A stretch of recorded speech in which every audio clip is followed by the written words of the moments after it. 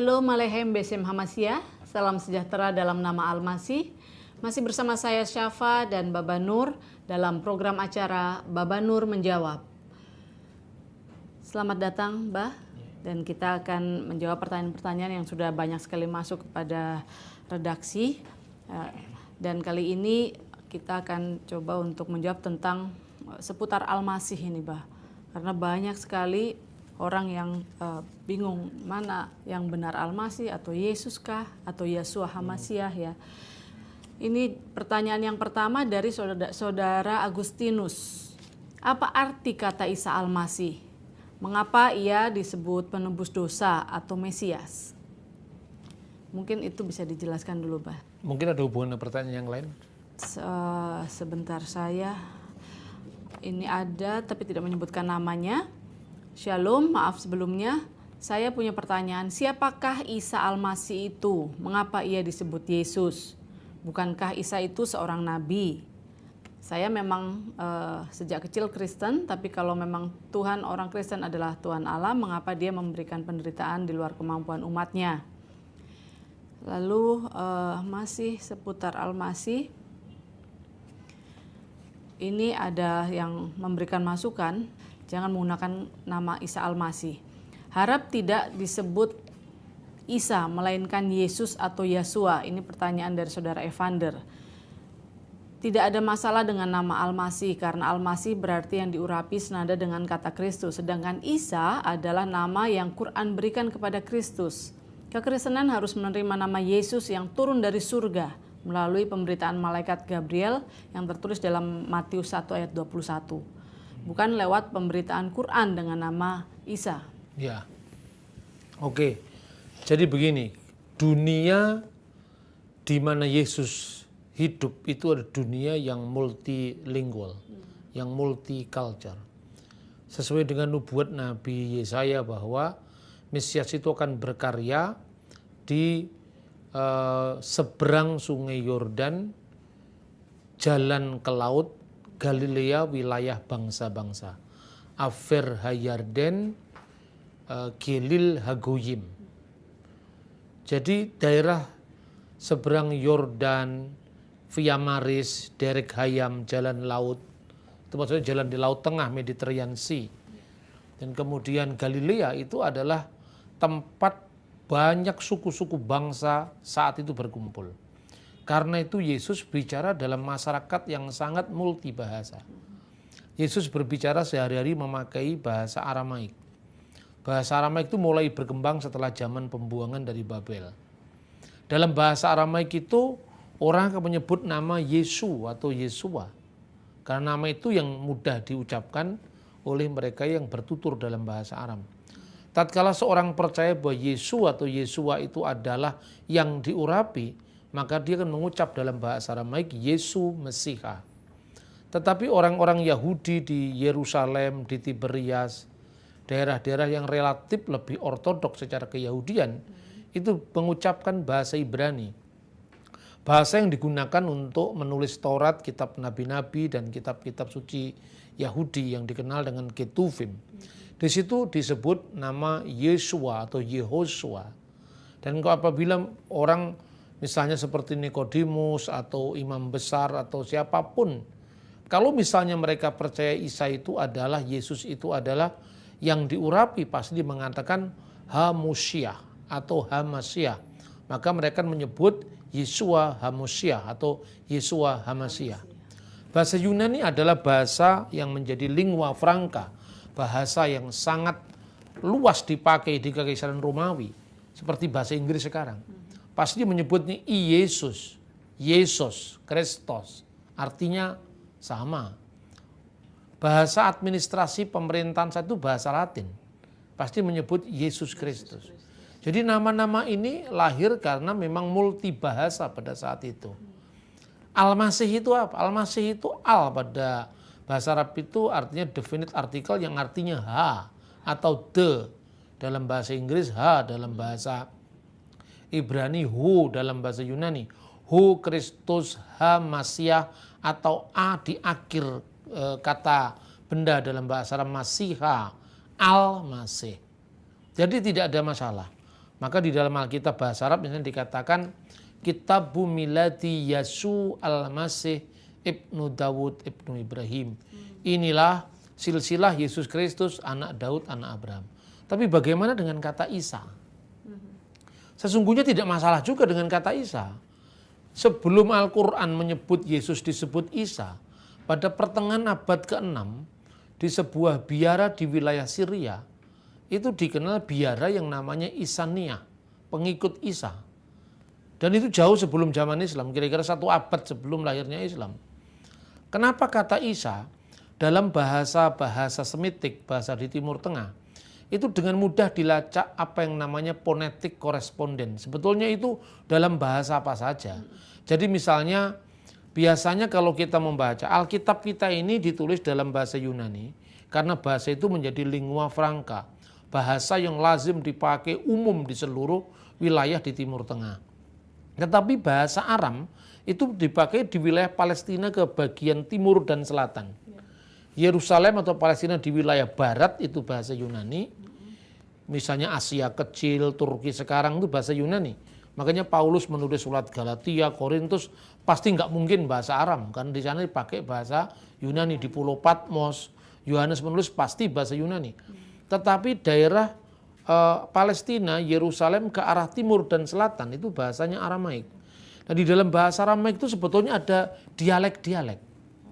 Sebelum zaman Kristen kita mengenal Talmud Babli, Talmud Yerusalmi, itu bahasanya sudah bahasa Aram. Dan itu ada dialek timur, dialek barat.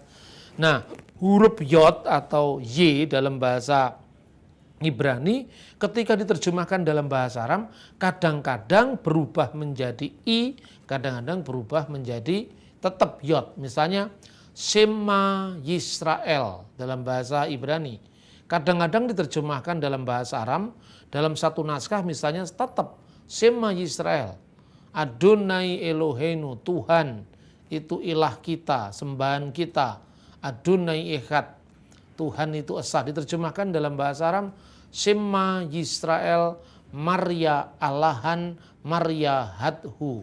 Tetapi kadang-kadang di Syria Timur dipakai dialek Shema Israel, bukan Yisrael.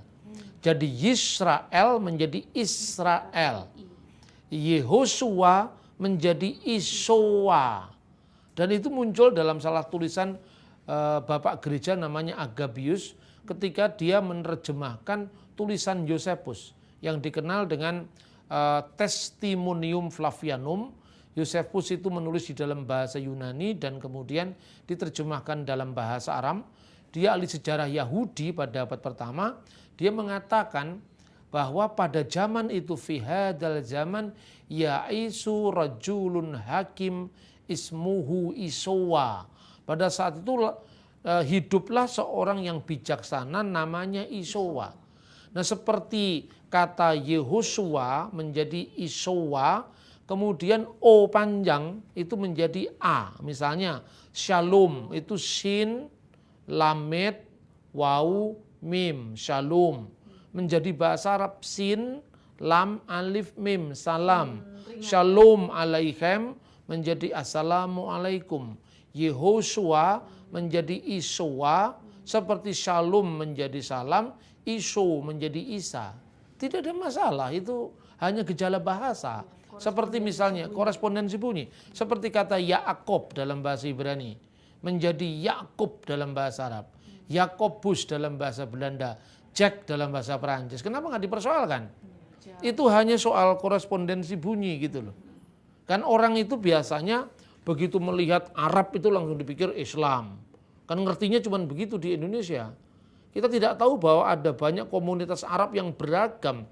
Kristen Arab di Syria agak beda dialek bahasanya dengan Kristen berbahasa Arab di Mesir. Ya, misalnya orang Kristen di Syria dia mengucapkan alhamdulillah dalam doa mereka.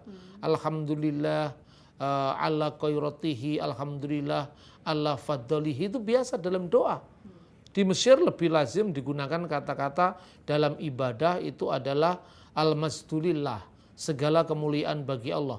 Tetapi itu varian-varian bahasa yang lazim dipakai. Bahkan kata Isa itu muncul sebelum zaman Islam. Saya kira itu yang perlu dijelaskan, dikelirkan ya, kesalahpahaman itu. Jadi Isa dengan Yesus itu sama saja, pribadi sama saja. Cuman ketika orang Kristen memberitakan Isa Al-Masih, itu bukan Isa Al-Masih yang diberitakan Quran. Isa Al-Masih yang memang diyakini sesuai dengan apa yang diberitakan dalam Injil. Ya.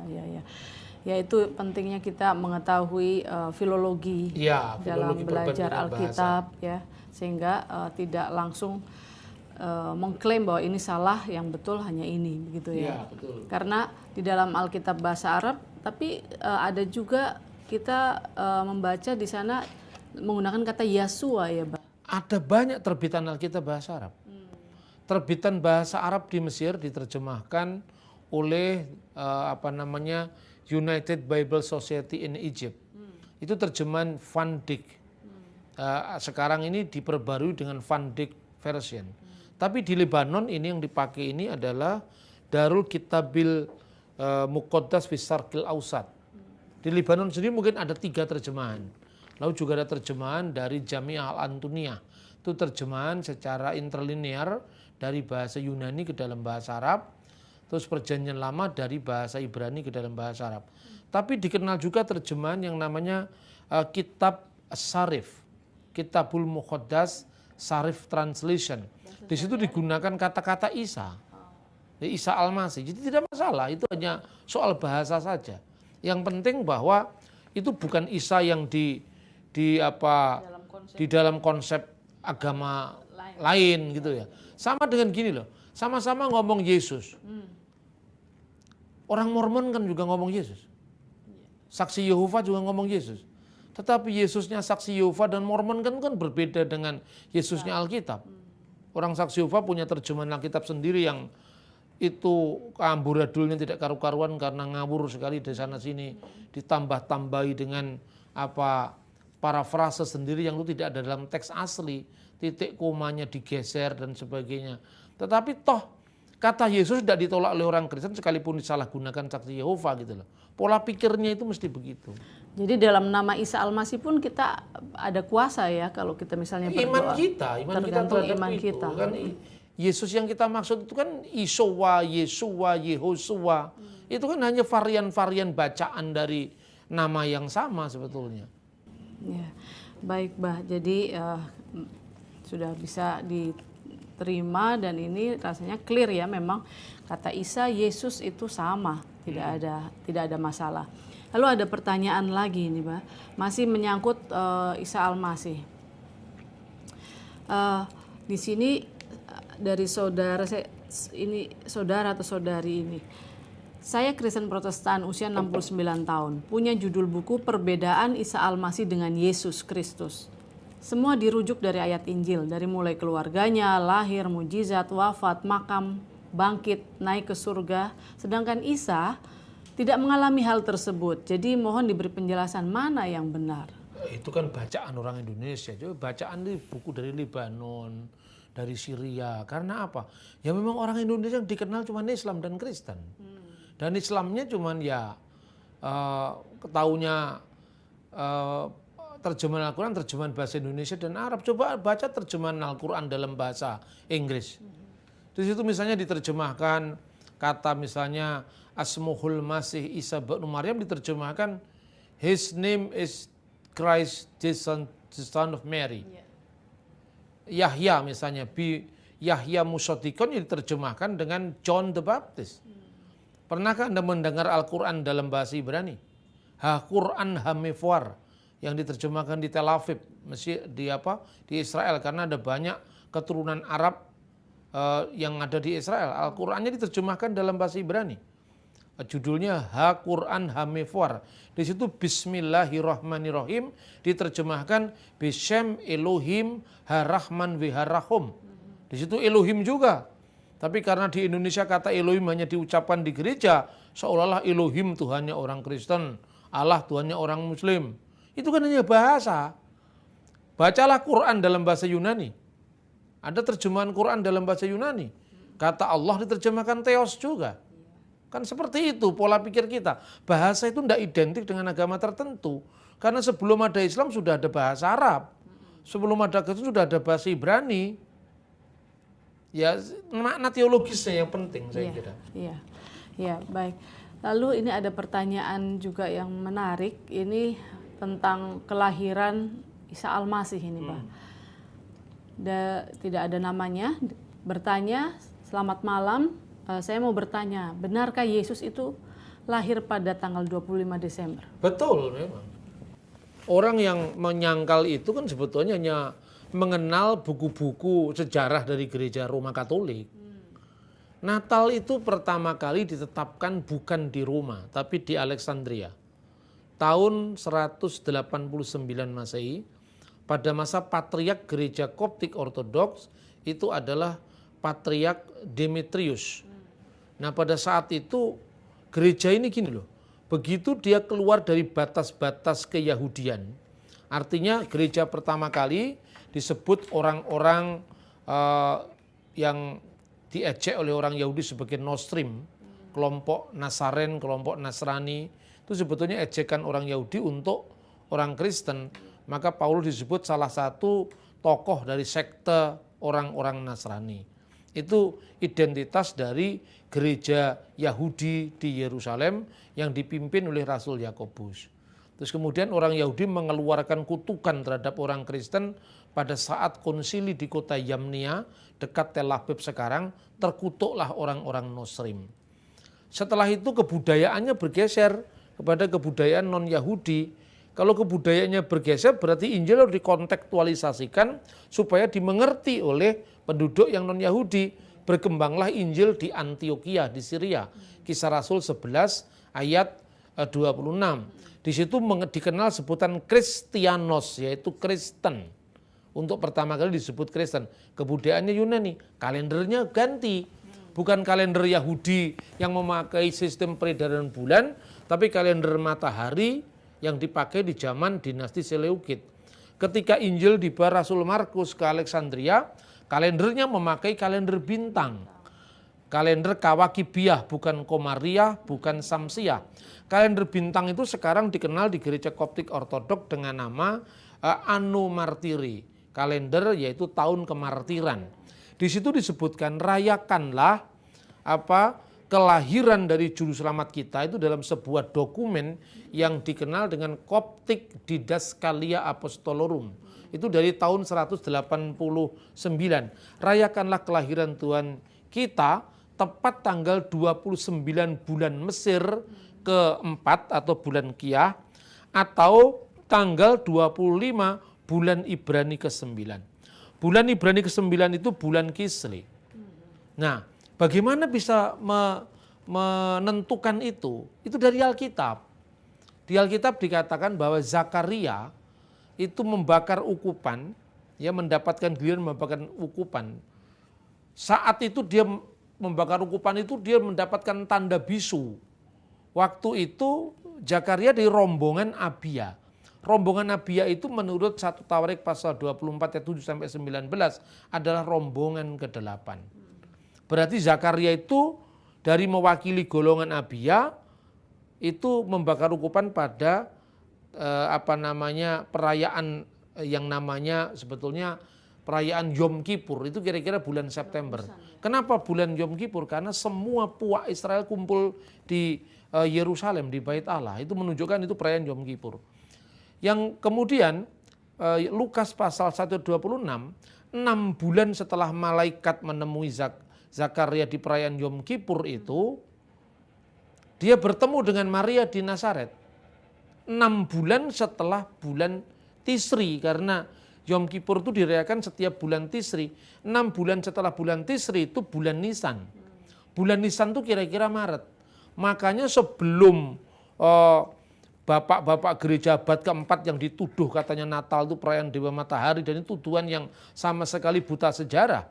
Sebetulnya itu sudah ada tulisannya Irenaeus, tulisannya Hippolytus, itu bapak-bapak gereja dari generasi ketiga, itu mengatakan bahwa perayaan Bunda Maria menerima kabar gembira dari malaikat itu tanggal 15 bulan Nisan atau tanggal 25 Maret. 9 bulan setelah Maria mengandung, pemberitaan malaikat tanggal 25 Maret, itu jatuhnya 25 Desember itu. Itu tidak sulit dihitung karena kita tidak ngerti sejarah. Taunya gereja cuma gereja barat, Roma Katolik, Protestan, hanya itu saja. Kita tidak mengenal gereja-gereja timur yang dari abad pertama, kedua, ketiga terus berjalan sejarahnya.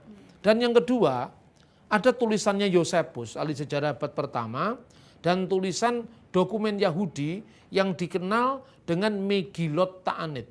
Dalam Skolia atau pengantar Megillot Ta'anit itu, kenapa orang Yahudi mesti berpuasa tanggal 9 Ab, Tis'a B'Av? Karena waktu itu bait Allah dihancurkan katanya. Katanya dokumen Yahudi. Dokumen ini dari tahun 160 Masehi. Nah, kenapa kok bait Allah dihancurkan? Karena Tuhan marah dengan umat Israel. Dan waktu bait Allah dihancurkan tanggal 9 bulan Ab itu kira-kira Agustus. Yang membakar ukupan adalah rombongan pertama, yaitu rombongan Yoyarib. Ini catatan Yahudi. Yosepus mencatat bait Allah itu mulai dihancurkan, dibakar itu bait Allah itu mulai tanggal 9 bulan Laus, yang tidak lain sama dengan tanggal 9 bulan Ab, bertepatan dengan tanggal 5 Agustus tahun 70 Masehi. Tinggal ngitung mundur ke belakang 73-74 tahun, ketemu Zakaria membakar ukupan di bulan apa, minggu keberapa. Karena kalau kita pembaca mungkin tidak mengerti nama-nama bulan Ibrani, bulan Mesir ya.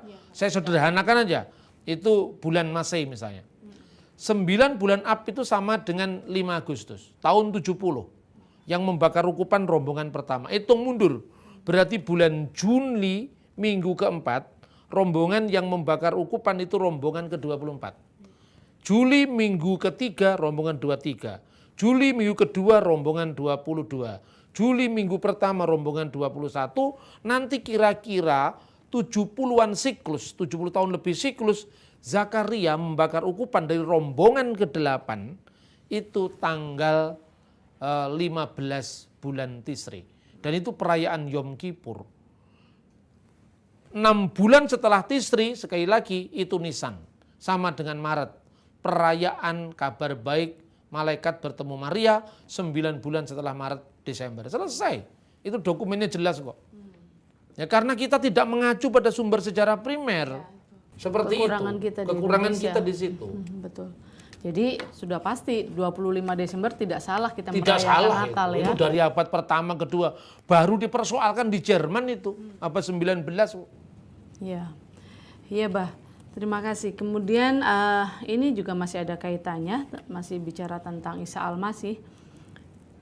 Sejak kapan Isa Al-Masih atau Yesus Kristus itu diangkat menjadi Tuhan? Tidak ada yang mengangkat Yesus itu Tuhan, tidak ada. Sama dengan kalau saya katakan itu kan tuduhan orang-orang yang kurang belajar itu. Mengatakan baru tahun 325 Yesus disebut Tuhan. Baca itu tulisannya Polikarpus, itu muridnya Rasul Yohanes langsung. Ketika dia mati dalam pembakaran, dia memuja Allah Tritunggal. Kepadamu Bapa Surgawi, dengan imam besar surgawi, yaitu putramu terkasih Yesus Tuhan kami dan Roh Kudus, kemuliaan bagimu sekarang dan selama-lamanya. Dia mati dalam kesahitannya. Dan itu terjadi tahun 156 Masehi. Dan sebelum itu di Alkitab memang sudah ada. Yesus disebut Allah itu bukan dalam makna kemanusiaannya itu. Yang dilahirkan Maria itu memang sepenuhnya manusia. Maka dikatakan firman telah menjadi manusia. Seperti misalnya kalau sebagai contoh perbandingan, orang Islam percaya Quran itu firman Allah. Kertasnya itu mulai kapan ada? Apa mulai dibuat di pabrik? Kan tidak, di pabrik kertas kan tidak. Yang disebut Quran firman Allah itu bukan bentuk kertasnya ini, tapi firman Allah yang terkandung di dalamnya. Begitu juga kalau Yesus disebut itu ilahi, Allah, itu bukan dalam makna kemanusiaan secara fisik. Yang bisa mati, yang bisa dilahirkan. Tetapi firman yang bersama-sama dengan Allah. Dan firman itu adalah Allah, itu makna ketuhanannya. Jadi tidak pernah ada pengangkatan manusia jadi Tuhan. Karena di dalam Yesus itu kita meyakini sepenuhnya manusia dalam keadaannya sebagai manusia. Sepenuhnya Allah sebagai firman Allah yang adalah Allah. Ini sangat clear dan bisa diterima secara akal budi. Gampang dicerna secara akal kecuali yang akalnya nggak sampai. Itu gampang sekali dijawab, mudah sekali. Bukan tidak masuk di akal tapi tidak Tidak masuk di masuk akal. akalnya. Bukan tidak masuk di akal, tidak masuk di akal mereka. Iya, iya Mbak, terima kasih banyak untuk beberapa jawaban yang sudah bisa kita sampaikan, dan kita akan membahas jawaban-jawaban yang lain yang kita masih menunggu mereka untuk mengirimkan pertanyaan pada kita. Terima kasih saudara sudah setia bersama dengan kami, dan kita akan berjumpa di lain kesempatan. Tentu pertanyaan-pertanyaan saudara masih kami tunggu dan kita akan dengan senang hati untuk memberikan jawaban-jawabannya. Silakan dikirim melalui SMS di nomor SMS yang tertera di layar kaca saudara. Terima kasih. Shalom Aleichem Besem Hamasiyah.